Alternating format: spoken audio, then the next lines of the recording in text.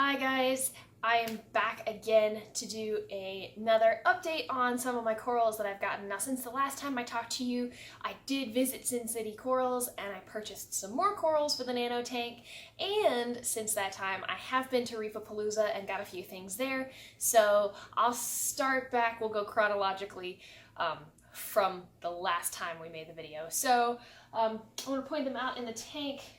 So I've got some kryptonite candy canes down here. Something really cool about them, I've only had them for like a month and a half, and you can tell that they're already starting to split. There's two different mouths in the center of these guys, and that's just happened over the last week. So I'm very excited.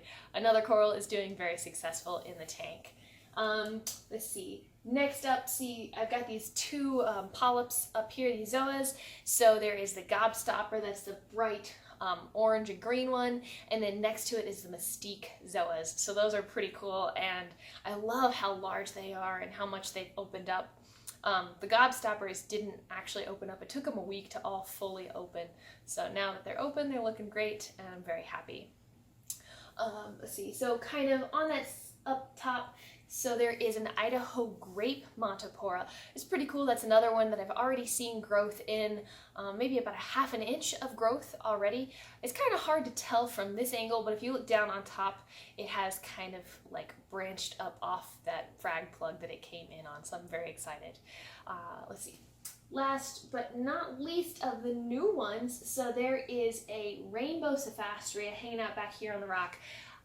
I've had a bit of problems with that one. I haven't gotten to figure out where exactly it's happiest in the tank.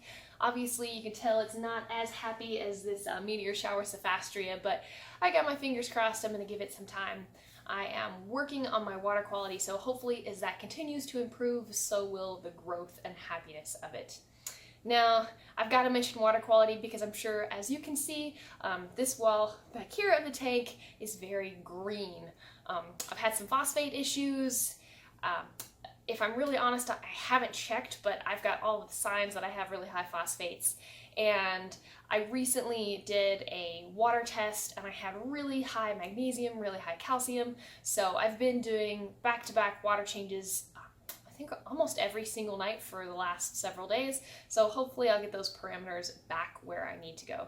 Now the reason I left this side of the tank green, just so that you guys could see, you know, this is not perfect, it's a learning experience. I've been taking care of reef tanks for quite a while, and even as a hobbyist I still have to deal with algae and phosphate issues, but one of the things I picked up this past weekend at Reefapalooza was this flipper cleaner. Now, I've used other brands in the past, but after talking to some of you guys in the hobby, a lot of you recommended the flipper cleaner for the nano tanks, just that it works really, really well.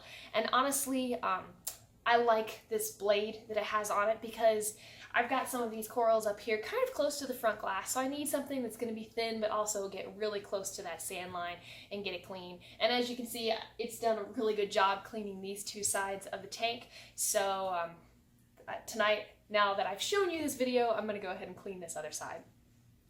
Now that's just one of the things that I got at Reefapalooza, that flipper cleaner, but I was lucky enough when I entered the raffles, I won this awesome kit from Dr. Tim's, and Dr. Tim's makes this product. It's called Waste Away, so it's really cool. I like that on the instructions they recommend using half the dose instead of the whole dose when you first start.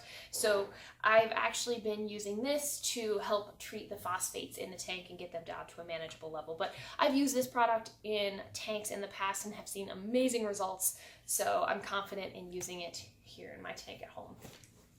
Next up, I was really lucky at the raffles at Reefapalooza.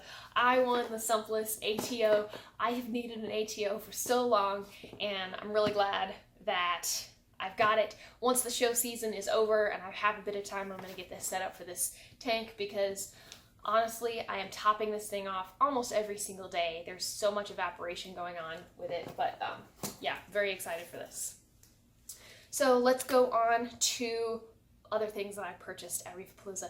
So you can see back here, and they're kind of closed up because the snail was over there bothering them.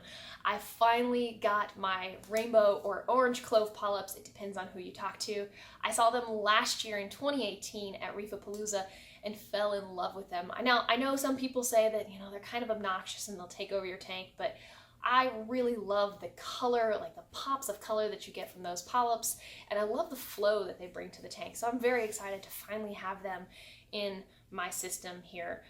Now, this last thing that I have to talk about, you know what, let me talk about the light first. So actually at Reefapalooza, the guys that make my lights, so it's a Aqua Illumination AI Prime HD. It's a cool light. One of the things I love is that I can mess with it. There's an app that goes on your phone. You can change and dial in the settings to exactly how you want it. But I've got an Android, and if you go online, a lot of their stuff is geared more towards Apple products. So I had a bit of some technical difficulties getting the light set up, and a couple times since I've had the tank up, I've had issues with, for whatever reason, it dropping a signal and getting disconnected, or my phone didn't update and I lost it. So I actually talked to the guys and encouraged them and let them know, hey, you know, Android users out there, you guys need more tutorials. So they said that that's something they're going to work on, especially for their online platforms and how to get these lights set up. Because it's a really cool light and it has a lot of really cool options, but it's not the easiest, especially if this is your first light and you're going to run it via the app. So hopefully they'll get those kinks straightened out. All right. I've been avoiding this. I hate talking about it, but I'm going to be completely open and honest with you. You know when you go to a buffet and you eat that last plate of food, but before you eat it, you know, you're like, man, I shouldn't have eaten that. This is how this compares. So at Reefapalooza, I saw this beautiful Maxima clam. It was so cute and perfect and really teeny tiny. I know it was going to fit right size in my tank. And I fell in love and I got excited and caught up in the excitement of the show. But in the back of my mind, I knew, I'm like, you know what? No, like, I know they can be particular. Like, I don't have exact water parameters. I don't know what my tank is testing at this exact moment. I shouldn't bring it home, but I went against my best judgment, and unfortunately, I brought it home and it made it for about 48 hours. When I came home from work, I found my shrimp in here was picking at it, and by the next morning, the crabs had eaten the inside.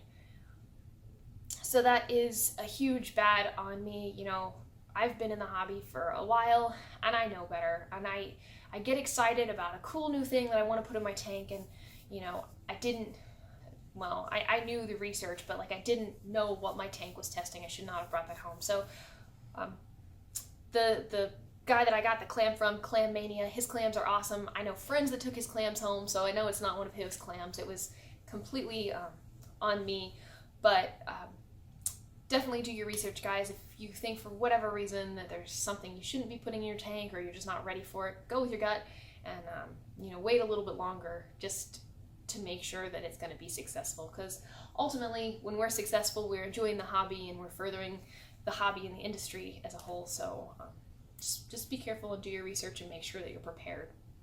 But I think that pretty much wraps up everything that I've got to talk about for this video. Something cool to check out, I had an interview with Reef News Network, so it's on their podcast from the week of August 19th through the 25th. It's in that week, so if you go look up their podcast, definitely check that out. You can listen to the interview that I did. It's pretty exciting. So stay tuned. I hope you enjoyed this video. Make sure you subscribe, give this video a like, and I will see you next time.